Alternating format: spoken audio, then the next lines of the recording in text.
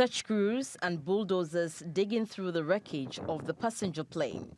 Flight ET302 was traveling between Addis Ababa and Nairobi when it came down just 6 minutes after takeoff. Authorities say the pilot mentioned some difficulties and asked to return to the airport. He was given clearance, but that was the last heard of the 8 crew and all 149 passengers on board.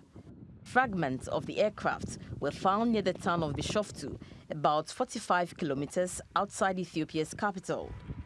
The Boeing 737 MAX 8 was just 4 months old, and according to airline officials, it had flown in from Johannesburg earlier on Sunday without any problems and was cleared for takeoff to Nairobi 3 hours later.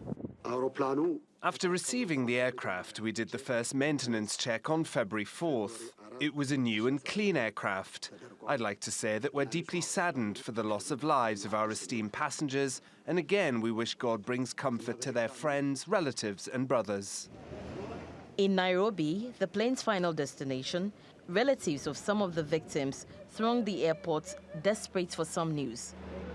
So when we arrived, we looked at the board of arrivals. We found that the plane had touched down on time. That is what they were indicating on the board. So we were comfortable just waiting. We see people coming out.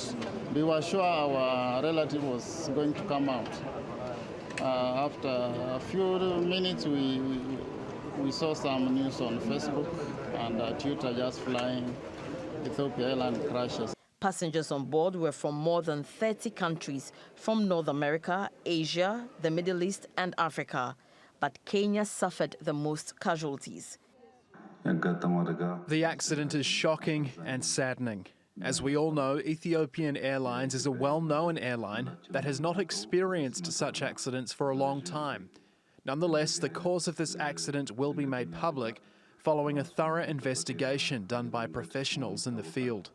Ethiopian Airlines is the largest on the African continent with fleet size, routes and revenue. The airline's most recent crash was in 2010 when another Boeing exploded after taking off from Lebanon. There were no survivors in that incident. What caused this crash is not known. The airline says Ethiopian authorities and the U.S. plane manufacturer Boeing will be investigating that. But it's the second Boeing 737 MAX 8 to have crashed in 6 months, raising concerns about the safety of the jet. But for the families of the victims, it's anguish, disbelief, and shock. Nakwa Kwabla, TRT World.